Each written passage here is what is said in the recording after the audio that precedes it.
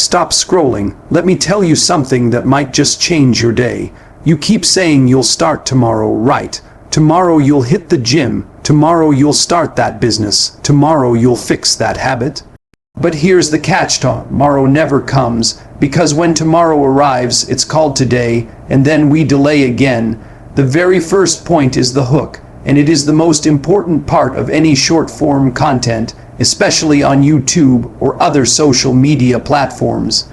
A hook is that opening line or moment that forces someone to stop scrolling, look at you, and give you a few extra seconds of their time. Without it, no matter how powerful the message in the middle or the end might be, people will never hear it, because you lost them before you even began. Think of it as the front door to your content. If the door doesn't look inviting, no one will come inside. Why does the hook matter so much? People on social media live in an environment of endless distractions. They are bombarded with videos, ads, and posts every second.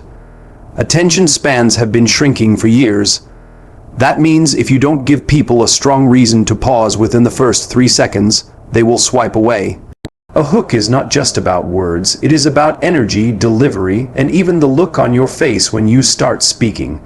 The audience is asking themselves one question when they scroll through: is this worth my time? Your hook answers that question instantly by creating curiosity, urgency, or emotional connection. A good hook usually has one of 3 qualities. It is either surprising, relatable, or challenging. Surprising means you say something they did not expect, maybe a shocking fact, a bold statement, or even an unpopular opinion.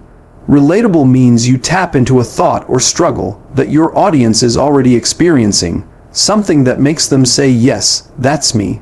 Challenging means you provoke them a little. You give them a line that pushes them to reflect or defend themselves. Each of these triggers the brain to pay attention. For example, a surprising hook could sound like, 90% of people watching this will waste the next hour of their life. Immediately, the listener wants to know why and how. A relatable hook could be, you know that one alarm you keep snoozing every morning. Let's talk about why that's destroying your entire day. A challenging hook could be, if you think you're working hard, I'm here to tell you, you're not. Notice how all of these force the listener to either agree, disagree, or stay curious. They create a tiny bit of mental tension, and tension is what keeps people watching. Delivery is another crucial piece of the hook.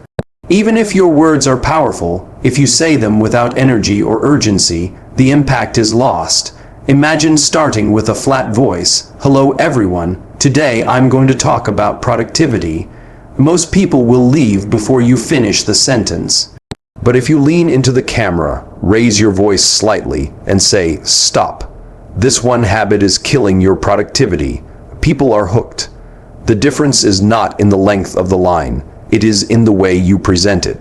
The visual side of the hook also matters. On YouTube, people see your face, your expressions, your setting. A hook delivered with wide eyes, hand gestures, or movement on screen naturally draws attention. Humans are wired to notice motion and emotion. Even a simple action like walking into frame, snapping fingers, or changing the camera angle can serve as part of your hook. This is why so many successful short-form creators don't just rely on words. They combine their first sentence with a striking visual action. Music and captions can strengthen the hook as well. If the background track has a quick beat drop at the moment you say your first line, it emphasizes the urgency. Captions on screen with bold words like now, stop, or listen act as visual triggers that lock the message into the viewer's brain. Many people watch videos without sound at first, so a clear caption in the opening second ensures they still catch your hook. Crafting a hook is also about knowing your audience. A powerful line for one group may fall flat for another. If you are speaking to young entrepreneurs, a hook like, if you don't build a business now, I will take your job tomorrow, may resonate strongly. But if you are speaking to high school students, that line may not connect. Instead, something like, your friends might laugh, but in 5 years they'll wish they started when you did, would land better. The more you understand your audience's fears, hopes, and habits, the more precise your hooks can become. Finally, the hook sets the tone for the rest of your video. If you start with high energy and urgency, you can carry that momentum through your storytelling. If you start with a deep or emotional hook, you can transition into a reflective lesson. The hook is not just about grabbing attention. It also prepares the viewer for the journey you are about to take them on. In short, mastering the hook means mastering the first impression. It is the difference between being ignored and being heard.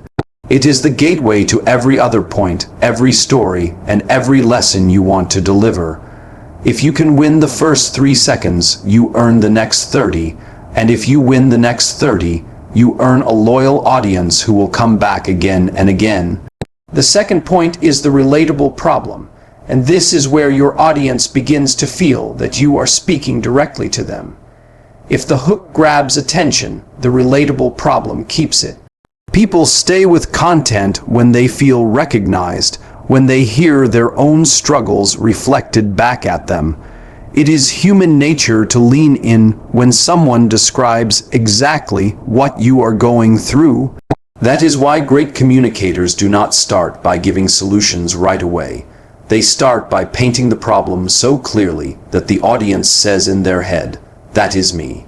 I do that all the time." Relatability is the bridge between you and the viewer. Imagine you are scrolling through hundreds of videos and suddenly one pops up where the speaker says, "You've promised yourself 100 times that tomorrow you'll start working out, but somehow tomorrow never comes." Instantly, if you are someone who struggles with fitness consistency, you feel seen. That recognition builds trust. Without trust, no solution matters. The audience must first believe you understand them before they care about your advice. The key to describing a relatable problem lies in specificity. A vague problem like "you procrastinate" is too broad, and while people may agree, it doesn't hit deep. But if you say, "You open your laptop to work, then spend 20 minutes scrolling on your phone before you even start typing," now you are painting a picture.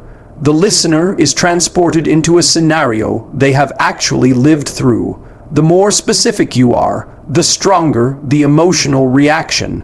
People need to see themselves in your words, almost as if you are spying on their daily habits.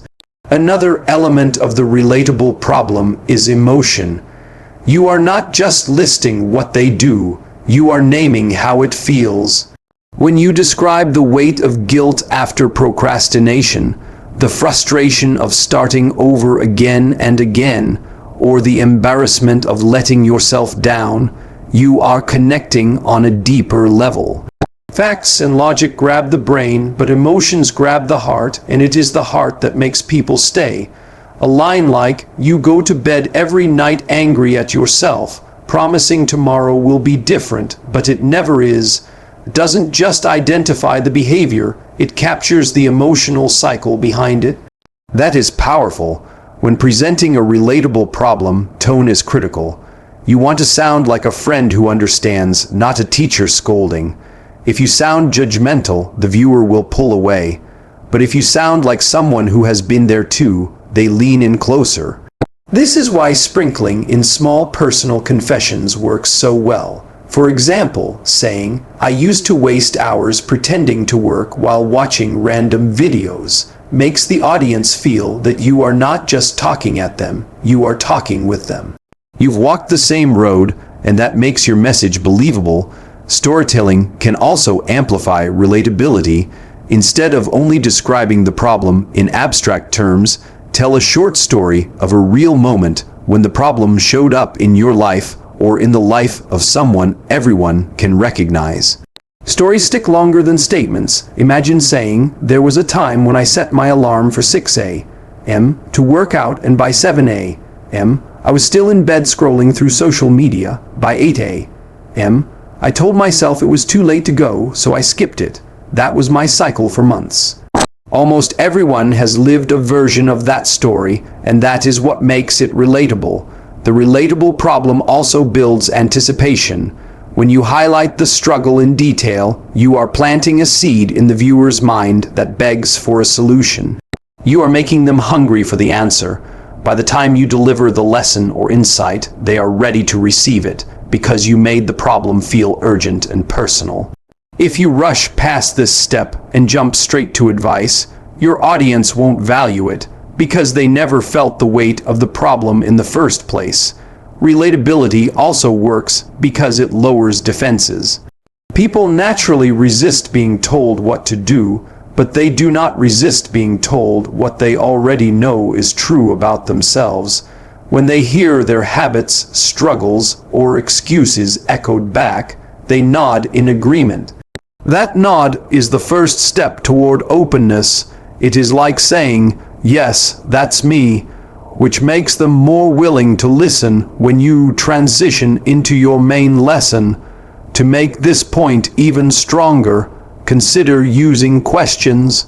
Questions pull the audience into the conversation, even if they are silent viewers. A question like, "How many times have you promised yourself just one more episode before bed, and then suddenly it's 3 a.m.?"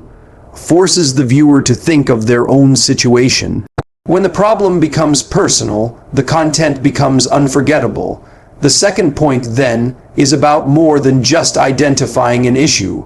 It is about creating a mirror where the audience sees themselves. It is about blending specificity, emotion, story, tone, and even questions to build a bond. This bond makes your message stick, because people are more willing to change when they feel understood. The relatable problem step is the heart of your script, the part that connects the flashy hook to the powerful lesson. Without it, your message may sound clever, but it will not land. With it, you are not just talking to viewers, you are talking to human beings who feel seen. And that feeling is what keeps them coming back for more. The third point is building tension. And this is the moment in your script when you take the relatable problem and push it further so the audience feels the weight of it. The purpose of tension is to make the problem feel urgent, to make the viewer realize that it is not just a small inconvenience, but something with real consequences if left unresolved. Without tension, the problem you described earlier might feel too casual, something they can laugh off or ignore. But when you add tension, you transform that problem into something they can no longer brush aside. It becomes a challenge they feel compelled to face. Building tension is about turning up the emotional heat. Imagine you have already identified the relatable problem of procrastination. If you stop there, the audience might simply nod and agree that they procrastinate too. But if you build on it by saying, "Every time you delay, you are not just wasting minutes, you are wasting pieces of your life you will never get back," suddenly the problem feels heavier. That line makes procrastination sound dangerous, not harmless. Tension is created when you connect everyday behaviors to long-term costs. There are several ways to build this kind of tension. One is exaggerating the stakes. Take a small, relatable habit and show how it leads to big consequences over time. For example, that one snooze button doesn't just make you late today, it trains your brain to break promises to yourself every single morning. Another way is through contrast. Show the difference between what life could be versus what life will remain if the problem continues. For instance, imagine where you could be in 1 year if you stopped delaying. Now imagine where you'll be if nothing changes. The truth is, 1 year will pass either way. That contrast forces the viewer to feel the pressure of choice. Tension can also be built through rhythm and repetition. By repeating the problem in escalating terms, you increase its seriousness. For example, you delay 1 day, then 1 week, then 1 month, and before you know it, years have gone by. The repetition of time frames builds momentum and drives the idea into the mind of the audience, making the problem feel larger than they first imagined. This rhythm not only emphasizes the danger, but also creates a sense of urgency that keeps the viewer locked in. Storytelling, again, plays a strong role in this stage. You can share a vivid example of someone who faced the consequences of the problem. Whether it is yourself or a general figure, the audience can imagine. If the problem is procrastination, you could say, "I once knew someone who had a dream to start a business. They kept saying, 'I'll do it after I finish this job, I'll do it after I save some money.' Years went by and the idea never happened. By the time they were ready, the opportunity was gone." Stories like this build tension because they show the real cost of ignoring the issue, not just in theory but in practice. Another powerful way to build tension is by confronting the audience directly. This is where you challenge them in a way that stirs discomfort. A line like, "You keep saying you want change, but your actions prove you don't," forces the viewer to reflect. That discomfort is tension. It creates a moment where they either turn away or lean in deeper, and if your delivery is strong, most will stay. Humans naturally want to resolve discomfort, so when you create it, they stick around to hear the solution. Delivery style matters a lot here. When building tension, your tone should shift slightly from understanding to intensity. If the relatable problem is spoken with empathy, the tension is spoken with fire. Your voice might grow firmer, your pace might quicken, your gestures sharper. This shift in energy communicates to the viewer that the message is serious.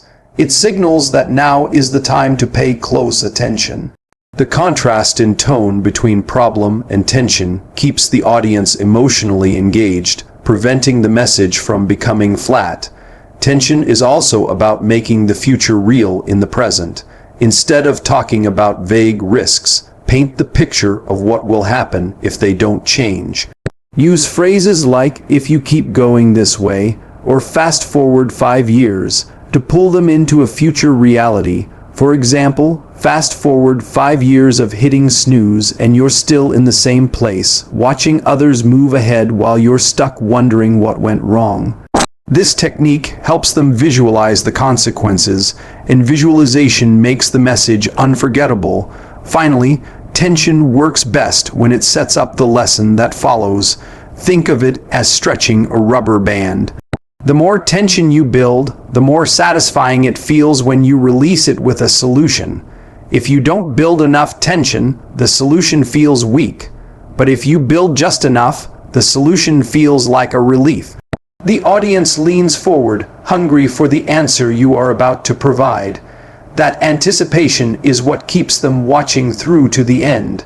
Building tension is not about scaring people, but about waking them up. It is about showing them that the cost of staying the same is higher than the comfort of change. It turns a simple problem into a pressing challenge, something they cannot afford to ignore. And once they feel that urgency, they are ready to hear your punchline, your main lesson, and most importantly, to act on it. The fourth point is personal connection, and this is where you stop being just a speaker and start becoming someone the audience can trust. People don't only follow content for information, they follow people they feel connected to. A message without personal connection can sound like a lecture, but a message with personal connection feels like advice from a friend who has walked the same road. When your viewers feel that you understand their struggles because you have lived through them yourself, they listen differently.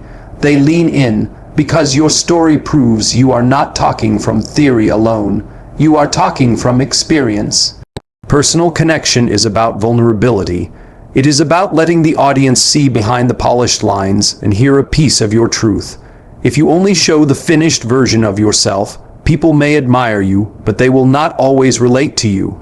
But if you admit the moments you failed, the days you struggled, or the times you made the same mistakes they are making now, you create a bond. That bond is built on honesty, and honesty is powerful.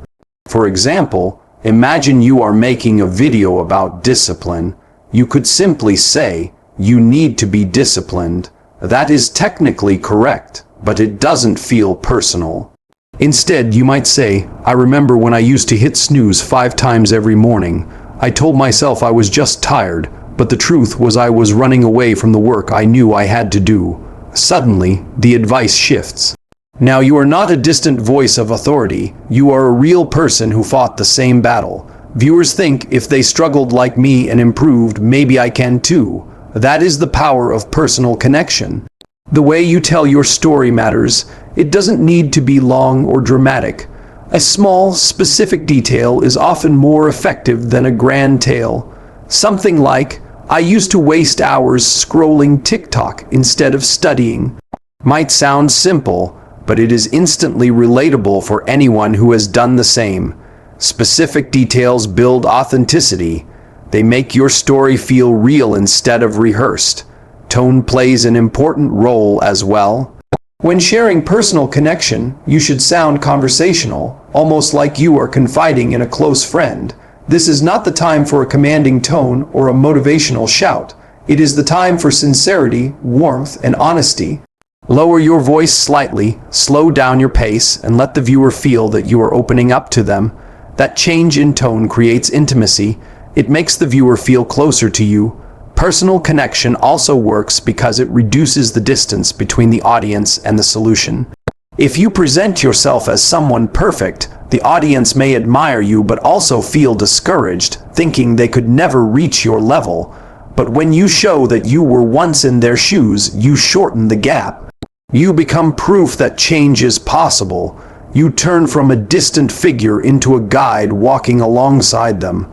Another way to strengthen personal connection is to express empathy. Empathy is not just saying you understand, it is showing that you know what it feels like. For example, I know what it feels like to stay awake at night regretting the things you didn't do. I know that heavy guilt in your chest. Lines like this let the audience feel that you are not just analyzing their problem, you are emotionally connected to it. Empathy creates trust, and trust keeps people coming back.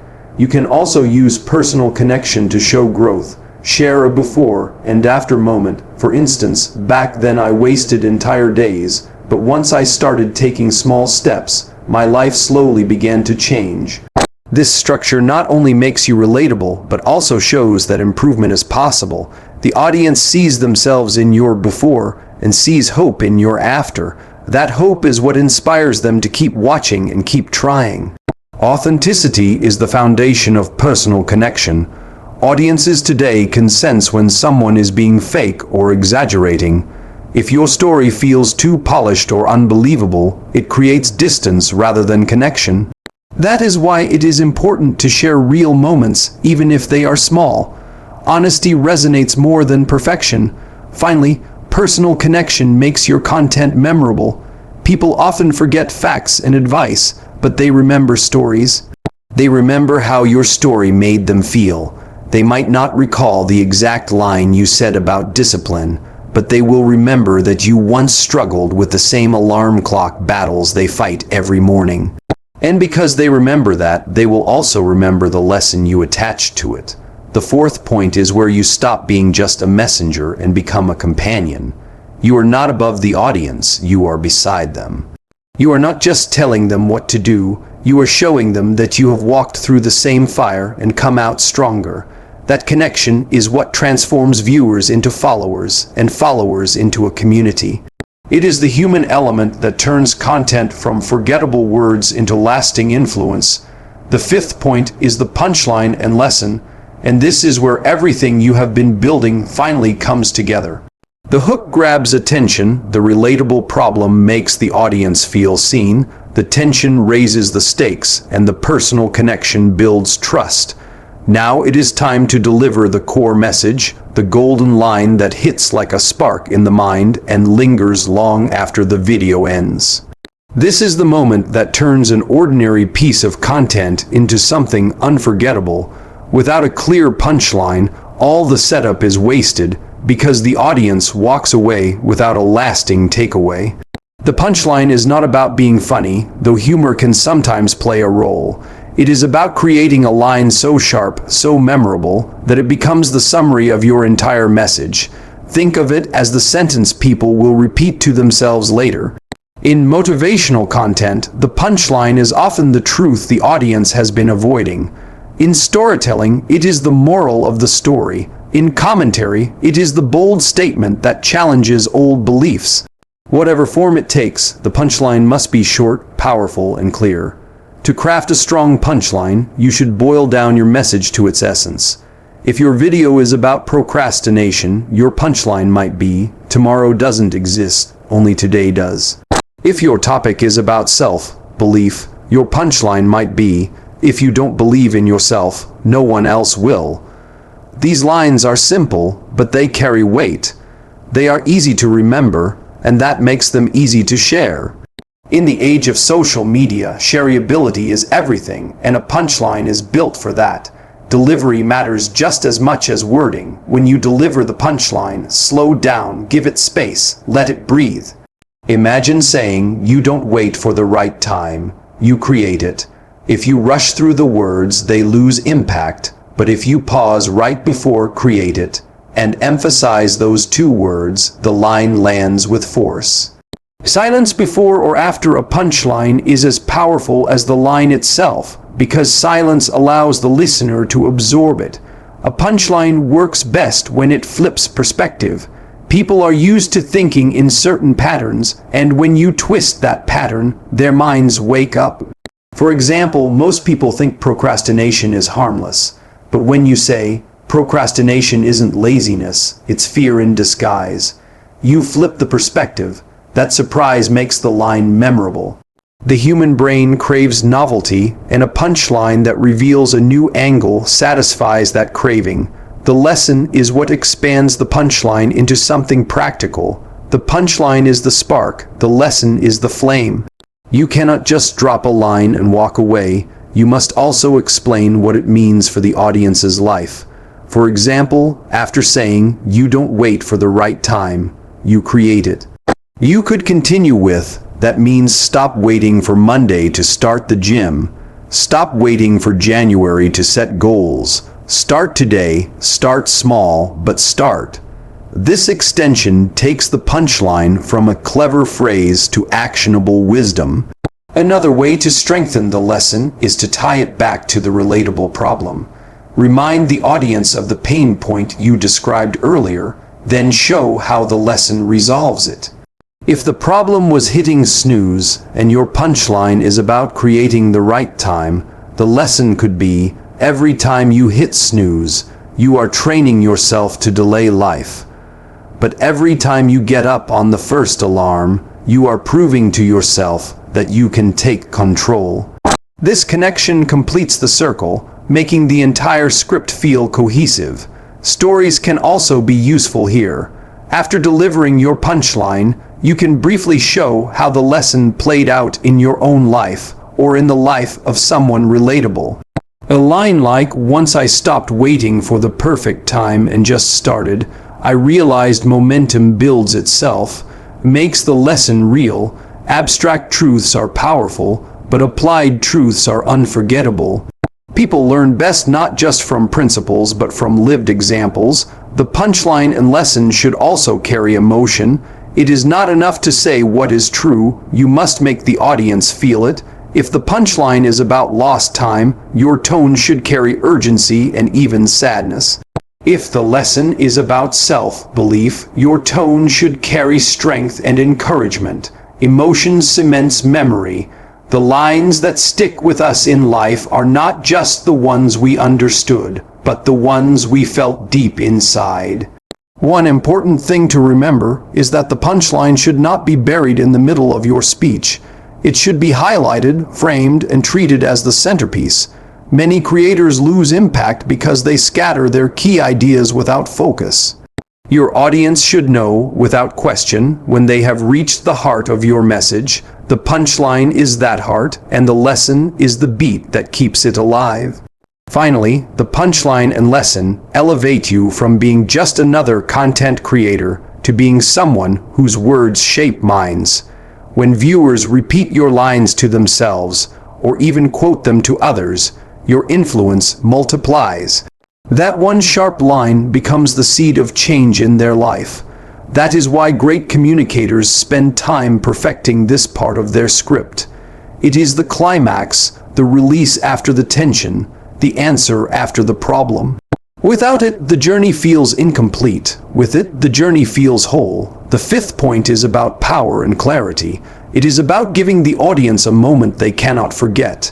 It is about compressing wisdom into a single spark that lights a fire in their mind.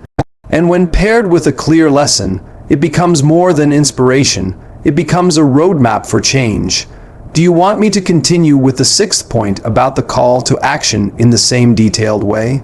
The sixth point is the call to action, and this is the part of your script where you guide the audience on what to do next.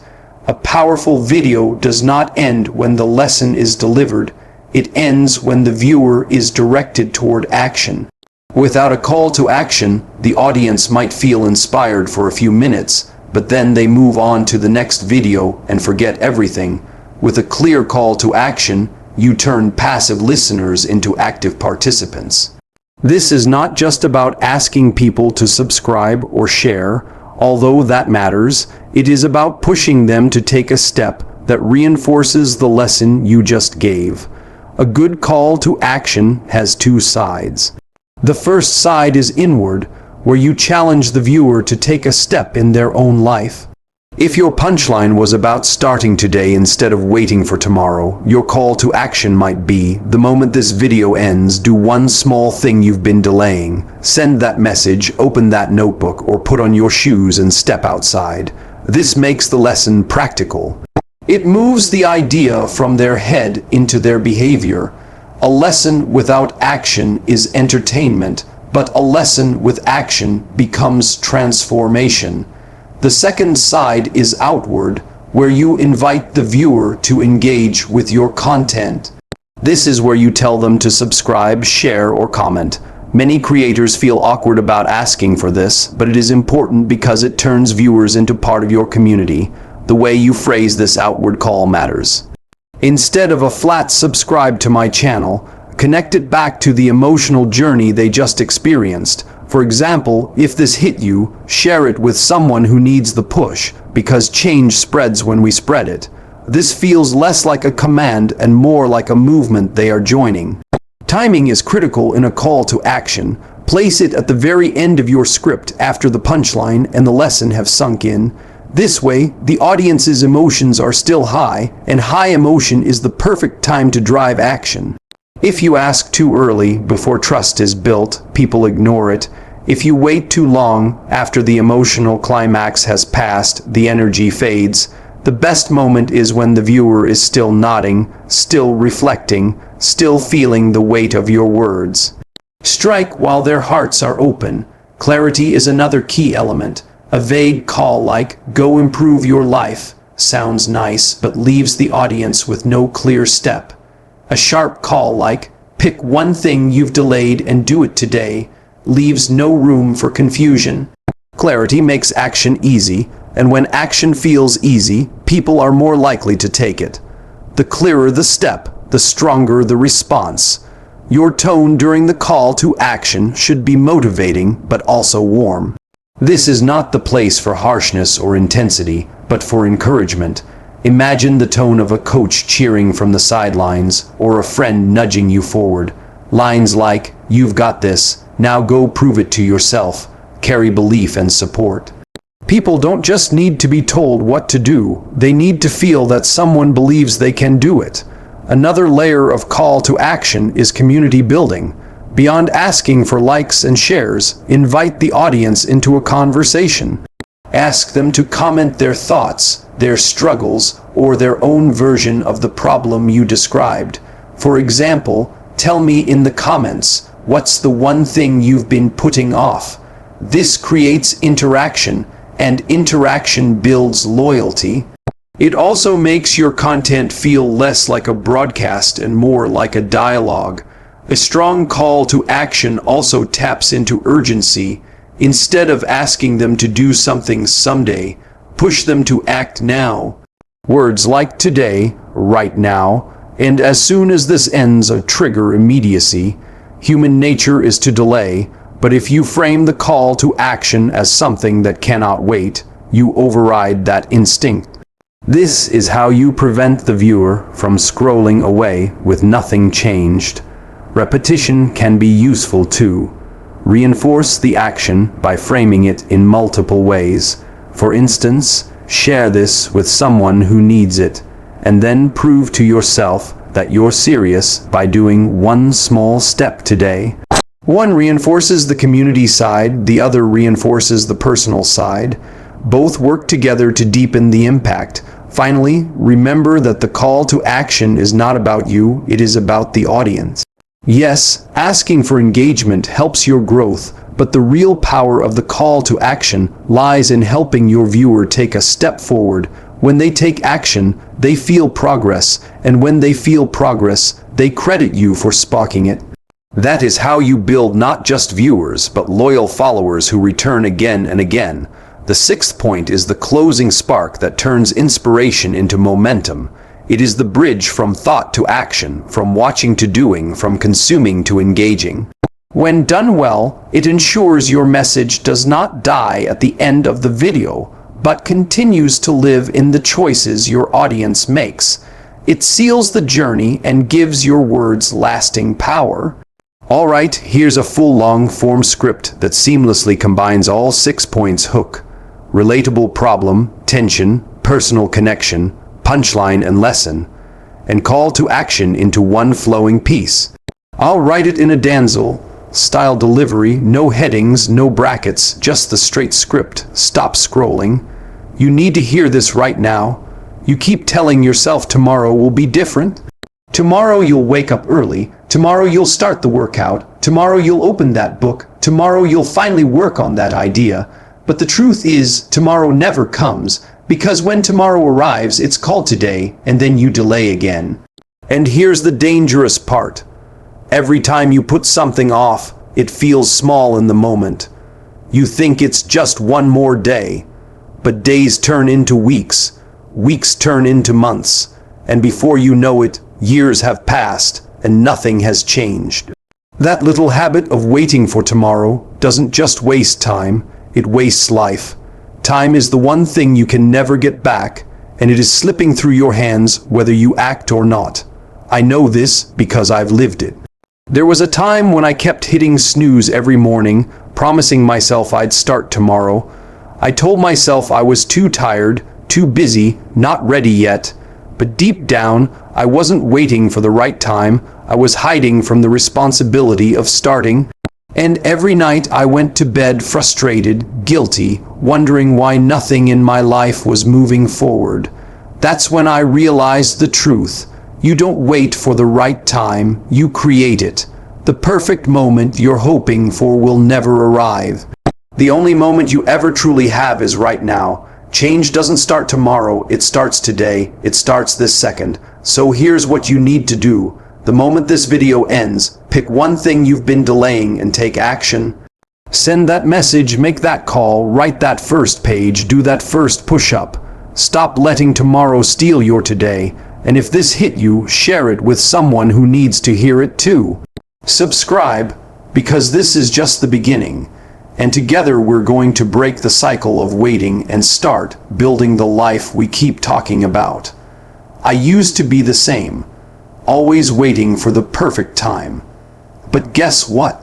The perfect time doesn't exist. You don't wait for the right time, you create it. You start messy, you start small, you start scared, but you start. So if you've been waiting for a sign, this is it. Don't let another tomorrow steal your today. And if that hit you, share this with someone who needs the push. Subscribe, because we're just getting started.